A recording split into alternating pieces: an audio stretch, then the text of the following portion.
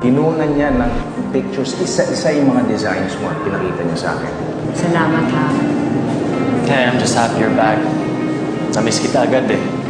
Thank you, Oliver. This is the best birthday gift na natanggap ko. Thank you.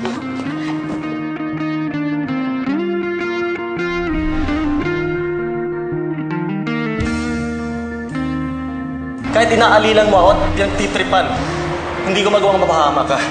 Dahil mahal kita, Andrea. Kailan mo ba makikita yon, ha? Isa lang naman yung naiisip kong paraan para makabawi ka sa kanya. Ano yun?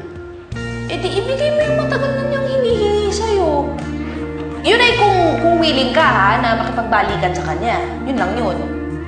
Ang hirap naman ang tanong na yan. Daig pa, Miss Universe. Ano ba kasing tamang gagawin ko? Bibigyan ko ba talaga ng chance si Oliver? Oo na. Alam ko, Team Jaime ka. Oh, nasa na yung idol mo? Andun, bumalik sa misis niya. Kinalimutan na ako.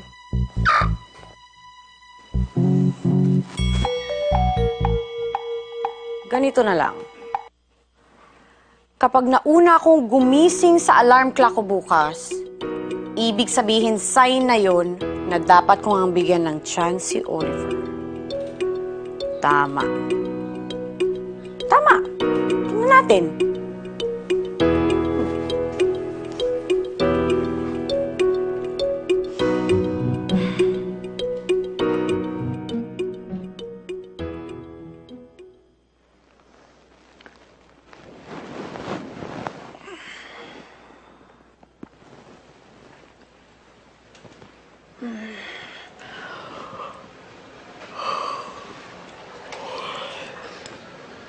Kapag nauna akong gumising sa alarm clock ko bukas, ibig sabihin sign na yon na dapat kong ang bigyan ng chance si Oliver.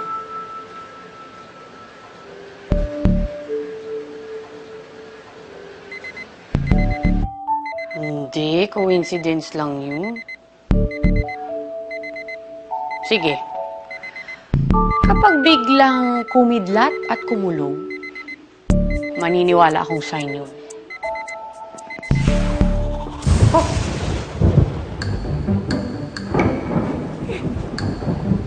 Kaloka. On cue talaga yung kidlat at kulog.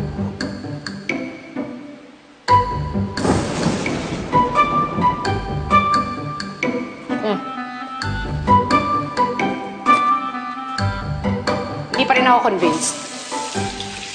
Dapat mas matindi yung sign.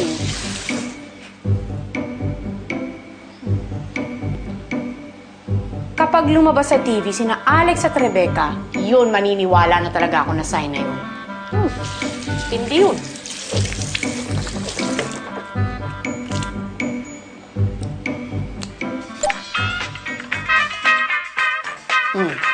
Kita mo na?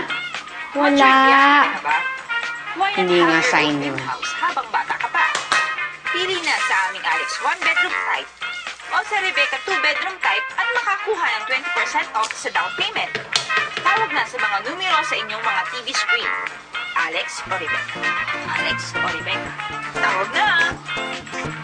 Oo na, sige na, naniniwala na ako, Universe. Oo na nga, sign na nga yun.